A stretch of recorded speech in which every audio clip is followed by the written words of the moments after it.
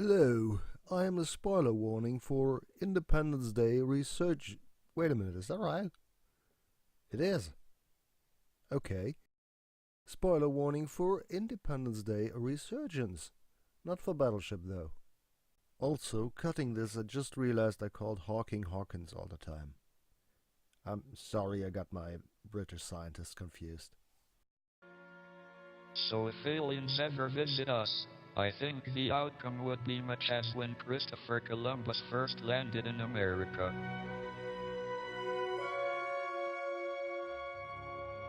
Which didn't turn out very well for the Native Americans. This is the Hawking Doctrine. It basically says if you can, hide from the universe because there will be hostile powers out there. Problem is, we and probably any other spacefaring species can't hide because we've been broadcasting for almost 100 years already, and if they're going to find us, they've already found us. So this has been elaborated upon a lot, argued about a lot, and the result is basically the doctrine saying whenever you meet aliens, assume hostile intent, with the main point being what Hawkins just said: if they are hostile, we're screwed, so better be prepared. And so far there have been only 2 examples of movies where I've seen that in action. One of them is Independence Day Resurgence, where this goes really wrong because we shoot the good aliens and then the bad guys come and they're just overpowering us, because the good aliens in the end were devised to show that we are now able to shoot down aliens. And to show that Jeff Goldblum is right, because in movies Jeff Goldblum is always right, and if he's not, he's gonna transform into a giant fly-human hybrid. But I want to talk about a better movie. I want to talk about Battleship. And yes, this really is not a bad movie.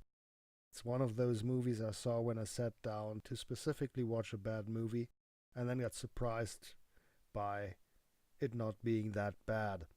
It just got a bad reputation because it's named after the board game. Well, that, and we need to ignore the first half hour, where we follow some nincompoop who is about to become a military man. And once he joins the Navy, he's completely incompetent but still rises to the ranks like a meteorite.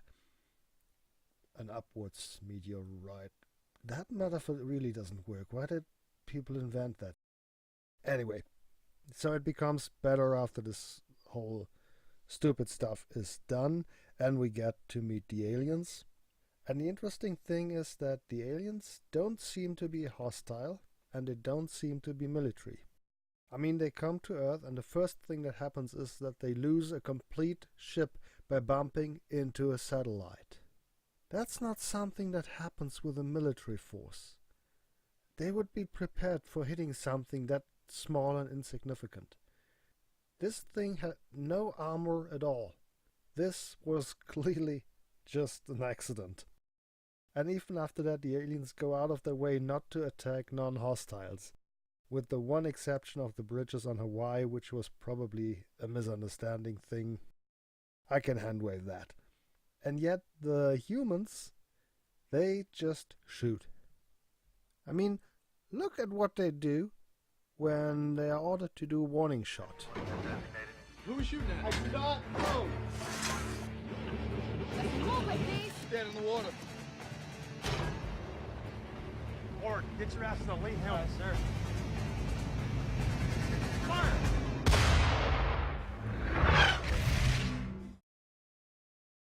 Yeah, that's not a warning shot. That's a full-blown shot. And I've seen it argued that the aliens attacked first, but they just honked. I mean, yeah, they did damage to the ships, but that was probably not on purpose. They honked. That's all they did, actually. And even after that is settled, the aliens still go out of the way not to kill non-combatants, with that exception of the bridges, which I think is a misjudgment thing by the weird ball attack thingies, because everything else they attack is stuff that could be potentially harmful. They just prefer to err on the side of caution. But the first thing the aliens do is set up a force field to keep out, as I like to call them, Earthicans. And the first thing the humans do is shoot at the alien because it seems to be hostile. With a healthy helping of idiots that get the order to do a warning shot and instead just shoot at the thing and miss it by an inch. So basically, the aliens do work under the Hawking's doctrine. They try to avoid any contact and go by the assumption that the humans are hostile, and the humans go by the assumption that the aliens are hostile. This is where the Hawking's doctrine leads us, and this is why it's a bad idea. Because you can get into a war with every species, no matter how benevolent they are, just because you thought they were evil or hostile, and you took the measures accordingly.